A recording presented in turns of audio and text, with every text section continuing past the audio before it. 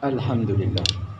Alhamdulillahi hamdan katsiran bi jami'i mahamidihi kullih ma'alimna minha wa ma lam na'lam. Alhamdulillahilladzi yuwafi ni'amahu wa yukafi'u mazidah. Rabbana lakal hamdu wa syukru kama yanbaghi li jalali wajhika wa li 'azimi sultanik. Subhanakallahumma la uhsi thana'an 'alaika anta kama asnaita 'ala nafsik. أشهد أن لا إله إلا الله وحده لا شريك له وأشهد أن محمدا عبده ورسوله اللهم صل وسلم وبارك على سيدنا محمد وعلى آل سيدنا محمد صلاة وسلاما دائمين متلازمين إلى يوم الدين. وأوصيكم أيها المؤمنون ونفسي المذنبة بتقوى الله تعالى وأحثكم وإياي على طاعته وأستفتح بالذي هو خير. يا أيها الناس اتقوا ربكم إن زلزلة الساعة شيء عظيم يوم ترونها تذهل كل مرضعة عما أرضعت وتضع كل ذات حمل حملها وترى الناس سكارى وما هم بسكارى ولكن عذاب الله شديد. Amma ba'du fa ya ibadallah. Jamaah yang dimuliakan Allah. Marilah kita pada kesempatan Jumat ini kembali mengungkapkan betapa syukurnya kita kepada Allah Subhanahu wa taala. Hari ini dengan inayah, kasih sayang, ridha, berkah dan kudrat Allah Subhanahu wa taala, hati, jiwa, pikiran, dan diri kita tertuntun beribadah kepada Allah di Jumat yang mubarakah ini, di akhir bulan suci Ramadan yang merupakan Jumat terakhir dari bulan suci Ramadan. Jamaah yang dimuliakan Allah Subhanahu wa taala. Allah Subhanahu wa taala berfirman, "Ma ataitum min riban liyarbu fi amwalin nasi fala yarbu indallah wa ma ataitum min zakatin turiduna wajhallah faulaika humul mudhafun." Apa yang kalian lakukan dari sistem riba agar hal itu bertambah di sisi Allah, maka tidaklah bertambah di sisi Allah. Dan apa yang kalian kerjakan dari perbuatan mengeluarkan zakat, dan itu menginginkan semata ridha Allah, maka itulah yang berkembang luas di sisi Allah Subhanahu wa taala. Ayat ini menegaskan satu sistem di dalam Islam yang unik. Kalau kita katakan unik, tidak ada samanya. Dia tersendiri. Kalau kita katakan alam raya ini unik ciptaan Allah, maka itu artinya tidak ada samanya. Manusia ini adalah ciptaan yang unik, artinya tidak ada makhluk lain selain manusia menyamainya. Maka di dalam Islam di sini diungkapkan bahwa sistem ekonomi Islam itu unik, disebabkan karena ada yang dikatakan sistem zakat. Dan di dalam ayat yang baru saja kita dengarkan bersama, bahwa ada dua sistem yang dianut oleh manusia. Yang pertama yang dia ciptakan sendiri, yaitu sistem riba, pertambahan, di mana sebagaimana kita tahu bersama bahwa yang dimaksud adalah riba adalah mensyaratkan pertambahan tertentu pada sistem jual beli atau pinjam meminjam. Ya. Contoh yang paling dekat pada sistem jual beli adalah menjual uang 950.000 dengan mahar 1 juta hanya untuk memperoleh uang recehan. Seperti itu. Ini adalah sistem tunai yang sifatnya riba, tidak bisa dilakukan kecuali kalau barangnya tidak sejenis. Yang 1 real Saudi yang satu rupiah, maka salah satu dari benda itu adalah adalah pembayar, yang satunya adalah komoditas. Maka itu tidak apa-apa. Tapi kalau sejenis, emas dengan emas, perak dengan perak, makanan dengan makanan, beras dengan beras yang sejenis, maka itu pertambahannya adalah riba. Seperti itu. Ini banyak dilakukan dan terjadi sejak zaman dahulu, dan seluruh kitab suci yang pernah turun itu melarangnya. Apalagi Al-Quran. Dengan sistem yang diciptakan manusia itu, mereka menyangka bahwa itu akan terjadi pertambahan bagi harta bendanya. Secara dipikir-pikir lahiriah bertambah, tetapi pada hakikatnya dia akan menuju kepada kehancuran, karena Allah tidak memberikan keberkahan, Allah tidak memberikan ridha, dan Allah tidak memudahkan jalannya. Kemudian yang kedua adalah Allah menentukan bahwa ada sistem zakat yang merupakan sistem ekonomi yang patut dicontoh sistemnya. Zakat ini adalah satu sistem atau barang yang didapatkan oleh orang yang berupa materi. Zakat itu keluar dari sumber yang sangat kuat, yaitu perputaran ekonomi, di mana perputaran ekonomi ini dalam nisab tertentu dan haul waktu tertentu, itu ada hak-hak yang keluar. Lalu setelah menjadi satu sistem materi dikelola secara baik, mulai dari pengelolaannya sampai kepada peruntukannya itu tertata rapi. Dan sejak zaman Nabi Sallallahu Alaihi Wasallam itu sudah ada sistem pengelolaan. Mari kita lihat ayat yang menjelaskan hal itu, surat At-Taubah ayat 60. Innamas sadaqatu lil fuqara'i wal masakini wal 'amilina 'alaiha wal mu'allafati qulubuhum wa fir riqabi wal gharimina wa fi sabilillahi wa ibnis sabil fariidatan minallahi wallahu alimun hakim. Sesungguhnya zakat itu diperuntukkan untuk orang-orang fakir, ya, orang-orang miskin, kemudian orang-orang yang terlibat di dalam pengelolaannya, ya. Kemudian orang-orang yang tergantung hatinya di jalan Allah Subhanahu wa taala, ya, tergantung hatinya di dalam Islam, artinya baru tertarik. Kemudian orang-orang yang berutang, orang-orang yang berjuang di jalan Allah, termasuk para pelajar-pelajar pesantren dan pelajar-pelajar agama. Wabni sabil, mereka-mereka yang terlantar di suatu tempat kehabisan bekal, merupakan satu kewajiban di sisi Allah Subhanahu wa taala bagi umat Islam seluruhnya. Wallahu alimun hakim. Sesungguhnya Allah Maha tahu segala dan Maha bijaksana atas segalanya. Di dalam ayat ini ada kata-kata wal amilina 'alaiha, dan orang-orang yang jadi amil atau pekerja. Ini artinya sejak turunnya ayat ini, maka sistem zakat itu harus dikelola secara baik. Dan zakat ini ada aturan pengelolaannya, di mana sumbernya adalah halalan thayyibah.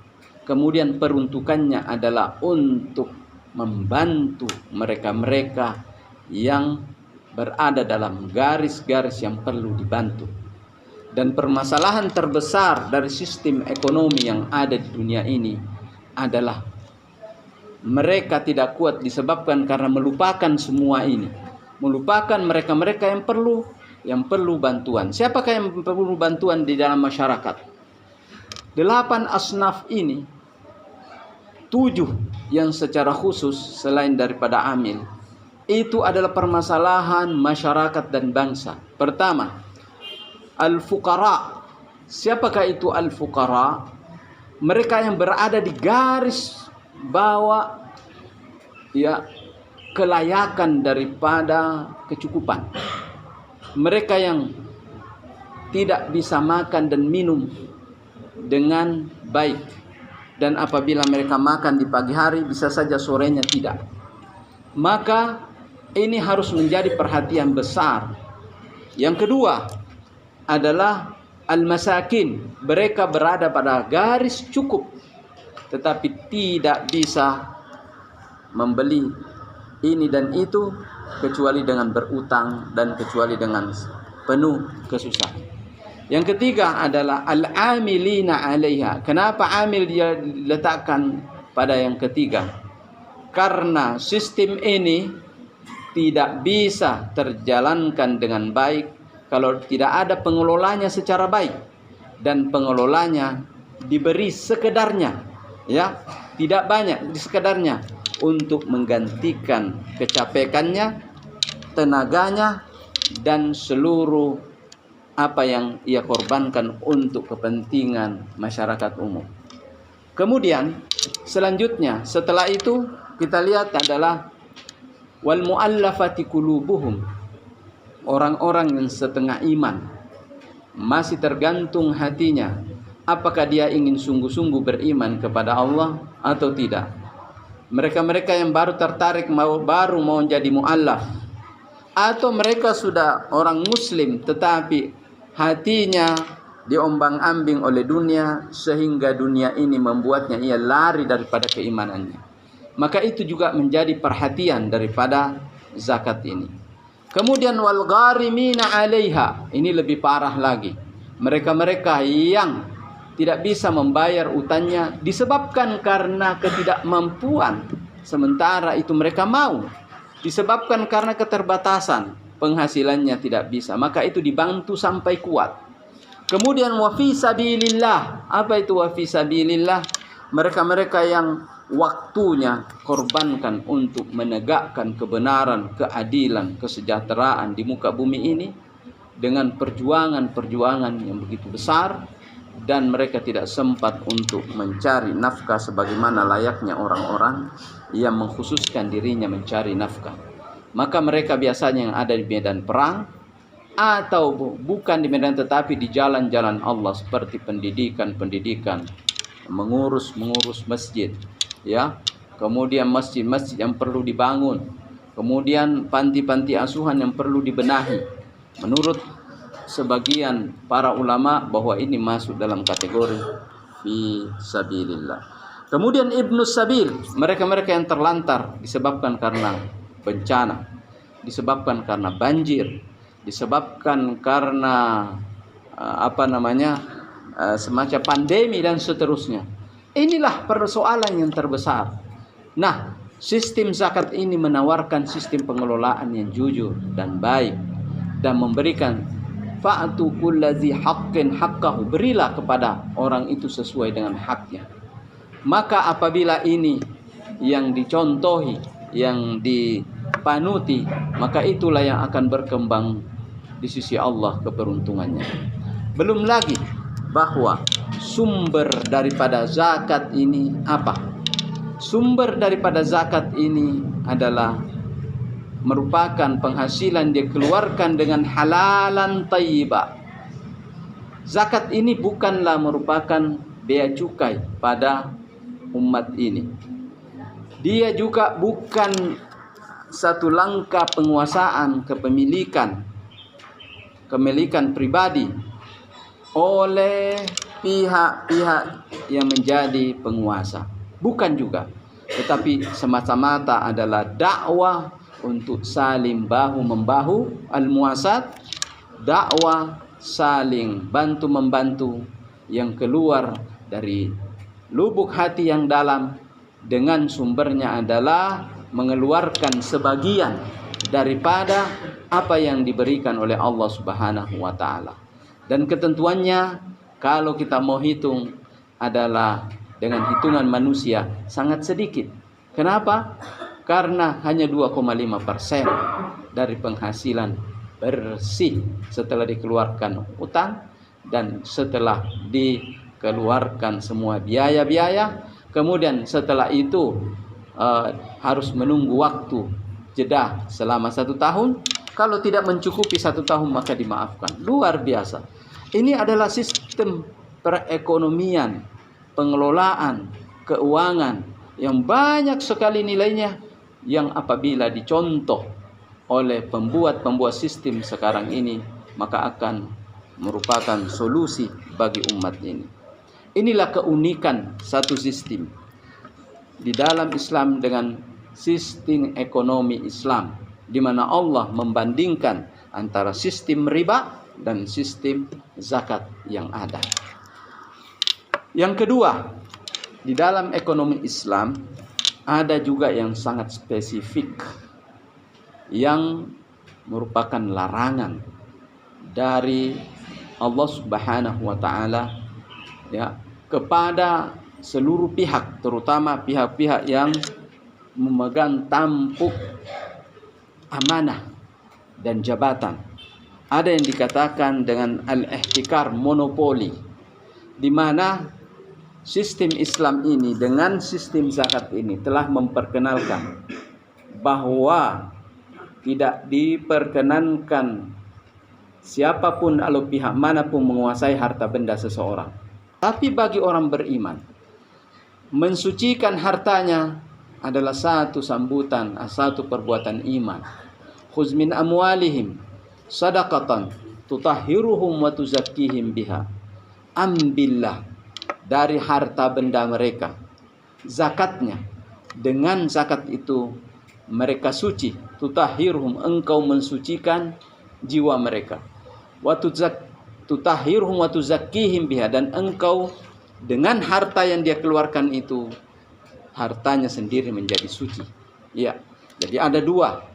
Apabila seseorang telah melakukan langkah mengeluarkan zakatnya, baik itu zakat fitrah ataupun dengan zakat hal, maka jiwanya menjadi suci dan harta bendanya sendiri menjadi suci.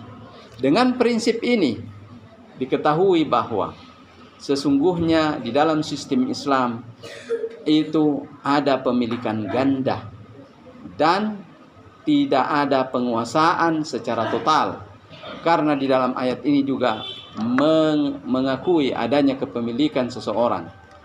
Kalaulah kepemilikan itu 100%, maka hanya 2,5% yang bisa dipaksakan. Selebihnya itu adalah merupakan milik hak sepenuhnya. Dan sistem Islam tidak mengenal apa yang dikatakan perampasan hak kepada hak-hak warga dan hak-hak masyarakat. Kemudian yang kedua, salah satu di antara bagian daripada spesifikasi ekonomi Islam adalah ada namanya at-takaful wal kifayah, penjaminan dan pencukupan. Seseorang yang bekerja pada suatu tempat, maka si pemilik pekerjaan, orang yang memiliki perusahaan dan pekerjaan itu, maka ia harus memberikan jaminan kepada yang bekerja agar penghasilannya itu mencukupi sesuai dengan kebutuhan sehari-harinya. Kalau dalam bahasa modern ini sesuai dengan standar pendapatan lokal setempat, maka itu baru bersifat keadilan. Kemudian yang ketiga, ada dari bagian dari spesifikasi ekonomi Islam adalah ada yang dikatakan al-hurriyatul muqayyadah, kebebasan yang terikat.